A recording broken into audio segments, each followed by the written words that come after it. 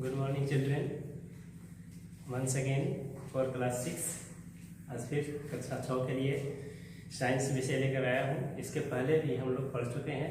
हम लोग फूड और उसके न्यूट्रिएंट्स के बारे में पढ़ रहे थे, जिसमें हम लोग पढ़ चुके हैं कि 5 प्रकार के न्यूट्रिएंट्स हैं, जिसे मैंने 2 वीडियो में बताया था।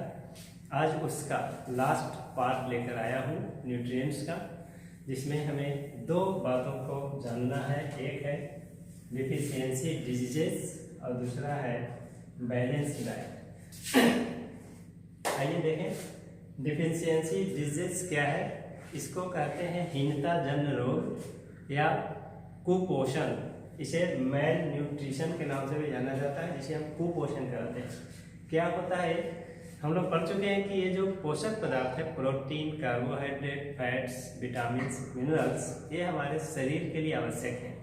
एनर्जी के लिए, ग्रोथ के लिए और प्रोटेक्शन के लिए, रोगों से लड़ने के लिए। इनमें से किसी भी पोषक तत्व की हमारे भोजन में कमी होगी तो हमें परेशानी हो सकती है और हमें रोग हो सकता है। तो वैसे रोग जो पोषक तत्व की कमी के कारण होते हैं, उसे हम कुपोषण जनित रोग कहते हैं, और इस स्थिति को कुपोषण कहते हैं, मैल न्यूट्रिशन कहते हैं। That means the disease caused by the lack of any nutrients in our food is called deficiency disease. The disease which is caused by the lack of any nutrients in our food are known as deficiency disease, and the condition is known as malnutrition. इस तरह से भोजन में किसी पोषक तत्व की कमी होगी तो हमें रोग होंगे। उस रोग को हम कुपोषण जनित रोग कहेंगे या हीनता जनित रोग कहेंगे, डिफिशियंसी डिजीज कहेंगे, और इससे उत्पन्न शरीर की स्थिति को मैल न्यूट्रिशन कहेंगे, कुपोषण कहेंगे। आइए देखें किस किस पोषक तत्व की कमी से क्या रोग होते हैं। सो देखिए, the first is protein deficiency disease. Protein की जब कमी हो भोजन में तो क्या परेशानी हो सकती है। प्रायः 1 से लेकर 3 साल या 1 से लेकर 5 साल तक के बच्चों में जब प्रोटीन की कमी होती है तो बहुत परेशानी होती है। उन्हें कई घातक बीमारियां होती है, उनकी वृद्धि रुक जाती है। क्योंकि हम लोग पहले पढ़ चुके हैं कि प्रोटीन से शरीर की वृद्धि होती है, शरीर का निर्माण होता है, बॉडी बिल्डिंग मटेरियल है प्रोटीन। तो जब प्रोटीन नहीं मिलेगा बच्चों को तो उनका शरीर नहीं बनेगा, बढ़ेगा नहीं, वृद्धि नहीं करेगा। और इसके साथ और कई समस्याएं आती हैं। वे लक्षण क्या है प्रोटीन की कमी से उत्पन्न होने वाले रोग को हम लोग पेम डिजीज भी कहते हैं, प्रोटीन एनर्जी मैल न्यूट्रिशन। इसके लक्षण क्या है, स्टंटेड ग्रोथ, यानी कि वृद्धि बाधित हो जाना, रुकी हुई वृद्धि। रफ एंड स्केली स्किन, त्वचा रुखरा दिखलाई देता है ना, और चोया जैसा दिखलाई देता है, स्केली दिखलाई देता है। Swelling of face and legs, पैर का, चेहरे का फूल जाना, पेट का बाहर निकल आना छोटे बच्चों में। चाइल्ड बिकम वीक, और इसके कारण कमजोरी भी आ जाती है, बच्चे बिल्कुल कमजोर दिखलाई देते हैं। ये प्रोटीन की कमी से होने वाले रोग की स्थिति है।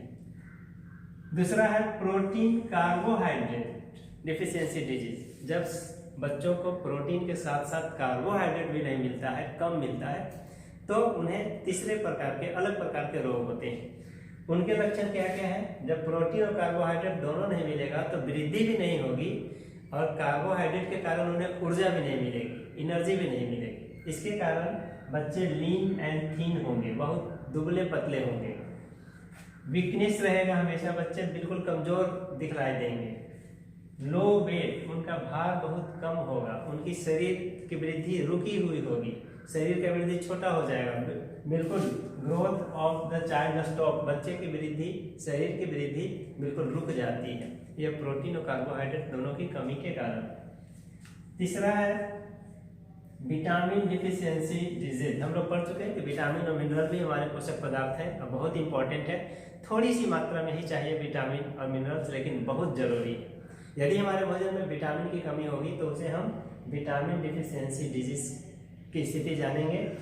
इस कौन कौन से ऐसे रोग हैं जो विटामिन की कमी से होते हैं, हम लोग बहुत कॉमन रूप से जानते हैं, जैसे नाइट ब्लाइंडनेस, जिसे हम रतौंधी कहते हैं, रात में नहीं दिखलाई देता है ऐसा।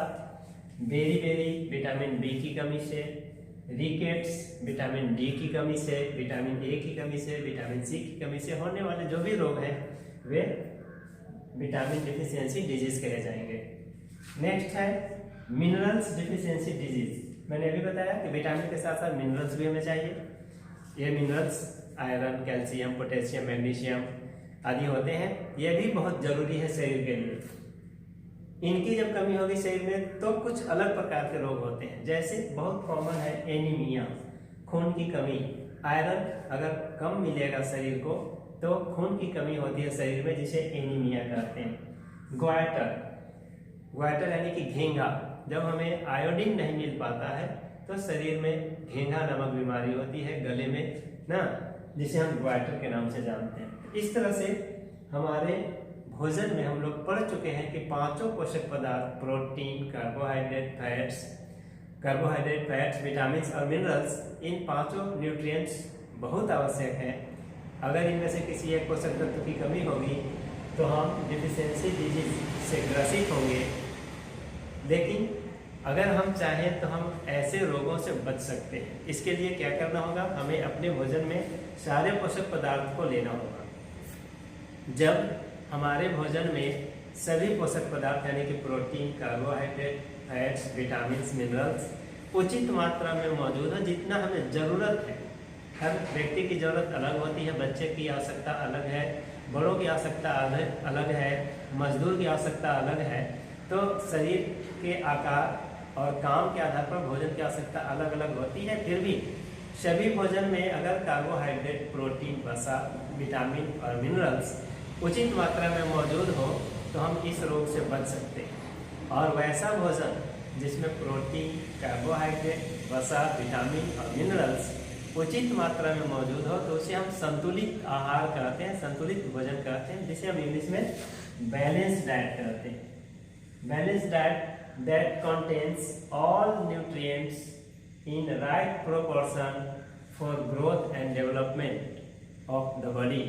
शरीर के वृद्धि और विकास के लिए सारे पोषक पदार्थ अगर उचित मात्रा में जिस भोजन में मौजूद हो उसे हम संतुलित आहार कहेंगे। इस तरह से अगर हम देखें तो हमें प्रतिदिन अपने भोजन में सारे पोषक तत्वों को शामिल करना चाहिए।